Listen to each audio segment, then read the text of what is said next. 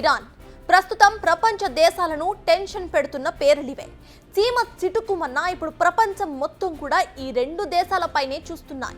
ఎప్పుడేం జరుగుతోందో అన్న టెన్షన్ వైపు, ఏ మిసైల్ ఎటువైపు నుంచి వచ్చి పడి అది ప్రపంచ యుద్ధానికి దారి తీస్తుందో అనే భయం మరోవైపు ఇప్పుడు క్లియర్ కట్ గా కనిపిస్తోంది. అసలు ఇంతకీ మధ్య ప్రాచ్యంలో ఏం జరుగుతోంది? నిజానికి వరల్డ్ వార్ 3 అంటూ చేస్తున్న ప్రచారం ఉటిదేనా? ప్రస్తుతం ప్రపంచం యుద్ధం చేసే మూడ్లో ఉందా? అసలు ఎందుకు మొదలైంది, ఎలా మొదలైంది అన్నదే ఇప్పుడు గతం. కానీ కాస్త బ్రీఫ్గా చెప్పుకుంటే, ఏప్రిల్ 1న సిరియా క్యాపిటల్ సిటీలో ఉన్న డమాస్కస్లో ఉన్న ఇరాన్ కాన్సులేట్ మీద ఎయిర్ స్ట్రైక్ జరిగింది. చేసింది ఇజ్రాయెల్. ఒక దేశానికి కాన్సులేట్ పై దాడి చేయడం అనేది వియన్నా ఒప్పందానికి ఉల్లంఘించడం అనే చెప్పాలి. సో ఇరాన్కు మండిపోయింది. కానీ రియాక్ట్ అయితే అవ్వలేదు. 10 రోజులు ఆగింది. ఆ తర్వాత మేం రివెంజ్ తీర్చుకుంటామని ఒక ప్రకటన చేసింది. అయితే ఈ 10 రోజులు కూడా ఆగింది ప్రకటన చేయడానికి కాదు, ఏర్పాట్లు చేసుకోవడానికి. ఆ తర్వాత ప్రపంచానికి అర్థమైంది. అయితే ఇరాన్ ఇచ్చిన వార్నింగ్ పై ఇజ్రాయెల్ సెటారికల్ గా రియాక్ట్ అయింది.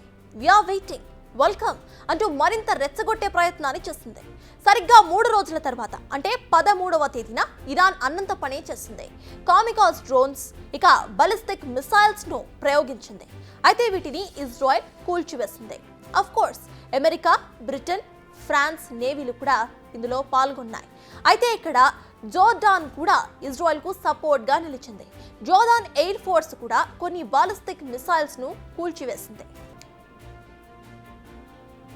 దీనికి కౌంటర్ గా ఇజ్రాయెల్ డ్రోన్స్ మిసైల్స్ ను ప్రయోగించింది.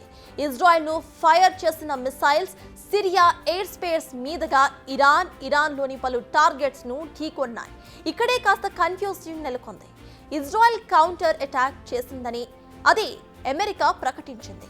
కానీ ఇజ్రాయెల్ మాత్రం చాలా సైలెంట్ గా ఉండిపోయింది. డ్రోన్స్ వచ్చాయి, కానీ అవి మా పిల్లలు వాడుకునే బొమ్మల సైజులో ఉన్నాయి. వాటిని ఎయిర్ గన్తో పేల్చివేశామని ఇరాన్ ప్రకటించింది.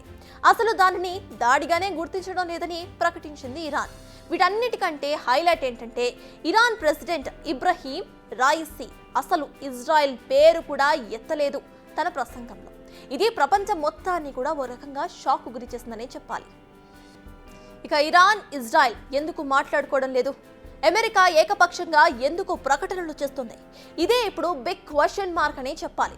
నిజానికి ఇప్పటికే హమాస్తో యుద్ధంలో తలమునకలై ఉంది ఇజ్రాయెల్. ఈ సమయంలో ఇరాన్తో కయ్యం అనేది చాలా ఖర్చు, శ్రమతో కూడుకున్న ఒక వ్యవహారం. అందుకే రెండు దేశాలు కూడా సైలెంట్గా అయిపోయాయా, లేదా ఇదంతా కూడా తుఫాన్ ముందు వచ్చే ప్రశాంతతనా అనేది ఇప్పుడు అర్థం కాని పరిస్థితి. జస్ట్ ఇన్ కేస్ ఇజ్రాయెల్ పై ఇరాన్ తీవ్రంగా దాడి చేస్తే అరబ్ కంట్రీస్ అయితే అన్నీ కూడా ఏకమైపోతాయి, లేదా రెండుగా చీలిపోతాయి. ఖచ్చితంగా ఒక వర్గానికి రష్యా, చైనా తమ మద్దతును ఇస్తాయి. ఎట్ ది సేమ్ టైం ఇజ్రాయెల్కు మొత్తం కూడా వెస్టర్న్ కంట్రీస్ సపోర్ట్ చేస్తాయి. దీన్నే వరల్డ్ వార్ అంటారు. అయితే ఇది వెంటనే జరిగేదైతే కాదు. మొదట ఇరాన్ హర్మజ్ జలసంధిని మూసేస్తుంది. ఇదే జరిగితే 40% క్రూడ్ ఆయిల్ సరఫరా మొత్తం కూడా ఆగిపోతుంది. అంటే సౌదీ అరేబియా, కువైట్, ఒమన్ దేశాల ఎకనామీపై ఎఫెక్ట్ పడుతోంది. ఇక ప్రపంచ వ్యాప్తంగా కూడా చమురు ధరలు పెరిగిపోతాయి. ఇక రెడ్ సీలో ఇరాన్ సపోర్ట్ చేస్తున్న హౌతీ గ్రూప్ మరింత యాక్టివేట్ అయిపోతోంది. సో కార్గో షిప్ల రాకపోకలపై కూడా ఎఫెక్ట్ పడే అవకాశం ఉంటుంది. అటు చమురు, ఇటు కార్గో రవాణా ఆగిపోతే ప్రపంచ దేశాల పరిస్థితులు తలకిందులైపోతాయి. ఇవన్నీ కూడా ఆలోచించే ఇజ్రాయెల్ తెలివిగా, దూకుడుగా కాకుండా తెలివిగా తక్కువ తీవ్రతతో దాడులు చేసినట్లుగా కనిపిస్తోంది. నిజానికి ఇరాన్ రంగంలోకి దిగాలంటే కూడా 1కి 10 సార్లు ఆలోచించుకోవాల్సిన పరిస్థితి అక్కడ కనిపిస్తోంది. కేవలం ఒంటరిగా రంగంలోకి దిగితే యుద్ధాన్ని ముగించలేదు. ఎట్ ది సేమ్ టైం చాలా దారుణ నష్టాలను కూడా చవి చూడాల్సిన పరిస్థితులు వస్తాయి. ఎందుకంటే ఇజ్రాయెల్ ఎయిర్ ఫోర్స్ చాలా పవర్ఫుల్. ఇరాన్తో కంపేర్ చేస్తే అది చాలా పవర్ఫుల్గా కనిపిస్తోంది. అయితే జోర్దాన్ కూడా ఇజ్రాయెల్కే సపోర్ట్ చేస్తుంది. సో నేరుగా వార్ చేస్తే ఇరాన్ చాలా నష్టపోవడం అయితే ఖాయం. ఇటు ఇజ్రాయెల్ పరిస్థితి కూడా అలానే కనిపిస్తోంది. ఇప్పటికే హమాస్ను నెల రోజుల్లో తుదముట్టిస్తామని చెప్పి 6 నెలలైనా కూడా ఎటూ తేల్చలేకపోతోంది ఇజ్రాయెల్ ఆర్మీ. ఇప్పటికే చాలా ఆయుధాలను కూడా దిగుమతి చేసుకుంది ఇజ్రాయెల్. ఇలా చాలా మంది సైనికులను కోల్పోయింది కూడా. ఇలాంటి సమయంలో మరో యుద్ధం అంటే చాలా ఖర్చుతో కూడుకున్న విషయం అనే చెప్పాలి. అందుకే ఇజ్రాయెల్ ఎప్పటిలా దూకుడుగా మాత్రం వెళ్ళడం లేదు.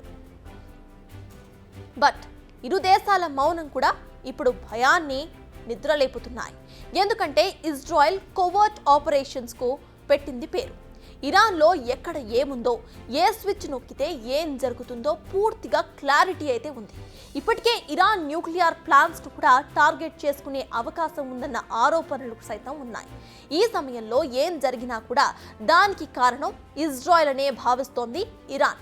అటు ఇరాన్ కూడా సిరియా బార్డర్ నుంచి ఇజ్రాయెల్లో అలజడులు సృష్టించే అవకాశం కనిపిస్తోంది. సో ఇప్పుడున్న పరిస్థితుల్లో ఒక్క నిప్పురవ్వ చాలు అడవి మొత్తం కూడా తగలపడిపోవడానికి అన్నట్లుగా ఉన్నాయి పరిస్థితులు.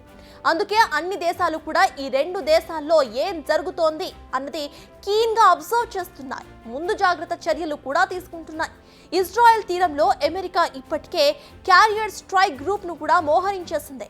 అంటే ఓ ఎయిర్ క్రాఫ్ట్ క్యారియర్స్, ఇక ఫ్రీగేట్స్, డిస్ట్రాయర్స్, సబ్మెరైన్స్ ను ముందుగానే మోహరించింది. బ్రిటన్, ఫ్రాన్స్ నేవీలు కూడా సిద్ధంగా ఉన్నాయి. అయితే ఇరాన్ కూడా అరబ్ కంట్రీస్ లో తనకు మద్దతు ఇచ్చే వారికి ఇప్పటికే అలర్ట్ కూడా చేసింది. హమస్, హౌతీలను హై అలర్ట్ లో ఉంచింది. సో ఇప్పుడు ఒక చిన్న నిప్పురవ్వ చాలు అంతర్జాతీయ పరిణామాలు మారిపోవడానికి.